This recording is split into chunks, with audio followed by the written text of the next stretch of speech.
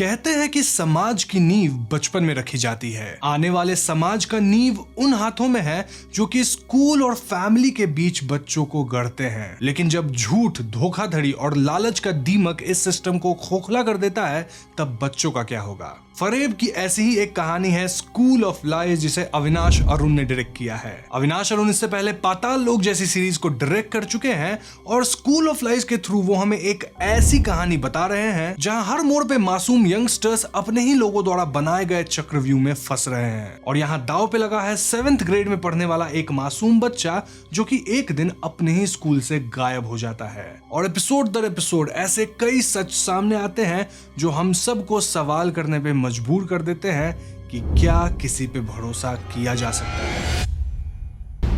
एक सच को छुपाने के लिए यहाँ कितने झूठ बोले जा रहे हैं।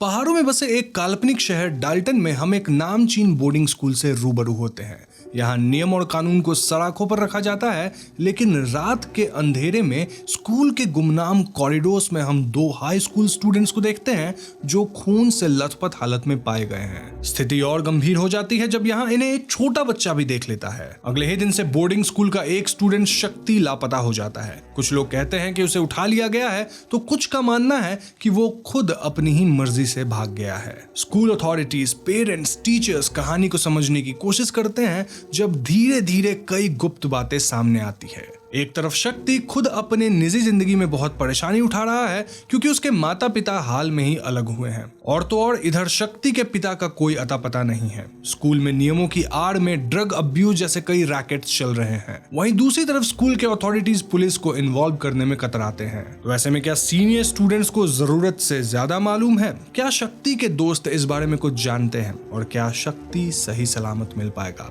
हर मोड़ पर कहानी में कुछ न कुछ ऐसा सामने आता है जो खुद पुलिस और ढूंढने वालों को हैरान कर दे। मेंटल हेल्थ, नेग्लिजेंस, अब्यूज और लोनलीनेस जैसे कई पैमाने को सेंटर पर रखकर अविनाश अरुण हमें एक थ्रिलिंग सस्पेंसफुल जर्नी पे ले जाते हैं। ऐसी गंभीर और संवेदनशील विषयों को बहुत ही अच्छी तरीके से डील किया गया है और निमृत कौर मैम का परफॉर्मेंस एकदम लाजवाब है। लेकिन इस शो के जो ट्रू हीरोज हैं वो है बच्चे। जी हाँ, स्कूल ऑफ लाइज में दिखने वाले हर बच्चे की एक्टिंग एकदम अव्वल दर्जे की है और ऑडियंस भी उनके परफॉर्मेंस को काफी अप्रिशिएट कर रही है। ऑफ कोर्स इसके लिए हमें डायरेक्टर अविनाश अरुण को भी क्रेडिट देना होगा, जिन्होंने इससे पहले पाताल लोक को भी डायरेक्ट किया था। अब स्कूल ऑफ लाइज कई ऐसे किस्सों का जोड़ है जब कच्ची उम्र में हम किसी अनचाहे सच से मिल जाते हैं।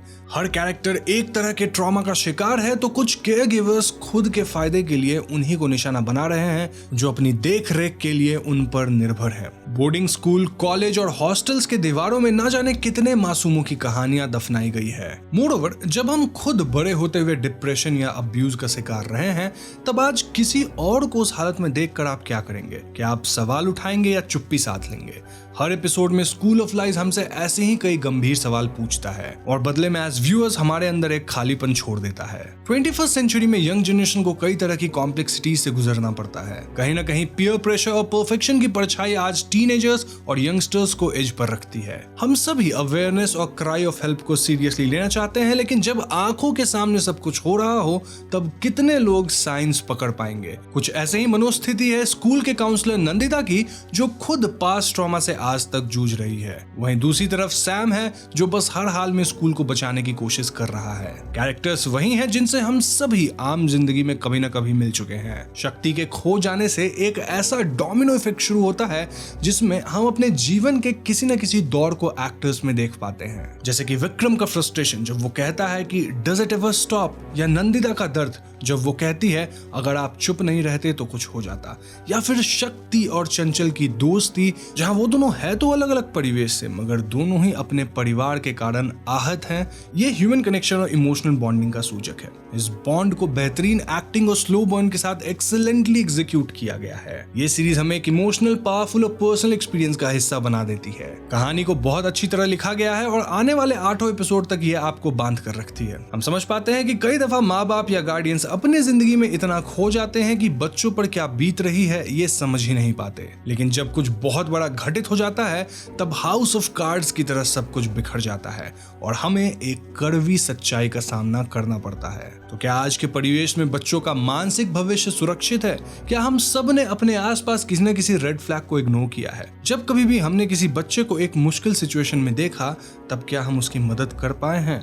जवाब सिर्फ हमारे पास है। US centre of disease control और प्रिवेंशन यानी कि सीडीसी की माने तो 17 साल की उम्र तक कई ऐसी घटनाएं होती हैं जो बच्चों को एडवर्स चाइल्डहुड एक्सपीरियंस दे सकती हैं। ये ट्रॉमेटिक इवेंट्स अब्यूज, डिप्रेशन या खुद को मार लेने जैसी घातक कारणों के अलावा हद से ज्यादा स्ट्रिक्ट पेरेंटिंग या अपनी पहचान छुपाने पे मजबूर करने जैसे कारणों से हो सकती है। एक बच्चे के लिए किसी ट्रॉमेटिक इवेंट को देखना भर जीवन भर के लिए पीटीएसडी और एंजाइटी जैसी कई बीमारियों और मेंटल हेल्थ इश्यूज का शिकार बना देता है। ऐसे में हम ये सोचने पे मजबूर हो जाते हैं कि एक मामूली इमोशनल सपोर्ट, गाइडेंस सिस्टम या एक सेफ स्पेस बनाकर ना जाने शक्ति जैसे कितने बच्चों को प्रोटेक्ट किया जा सकता था। School of life grown ups और ग्रोइंग अप के बीच के दौर के कई मुश्किल पड़ाव को सामने लाता है। हमारे देश में और हमारे बीच ऐसी कई कहानियां हैं जो समय रहते बाहर नहीं आ पाती। आए दिन न जाने कितनी बार हम टीनेजर्स को, बच्चों को अब्यूज, ट्रॉमा और ऑपरेशन का शिकार पाते हैं। कई बार तो खुद यंग एडल्ट्स ही नहीं जान पाते कि वो अपना खुद का दर्द अपने से छोटों पर जाहिर कर रहे हैं। ऐसे में हमारे पास एक मौका है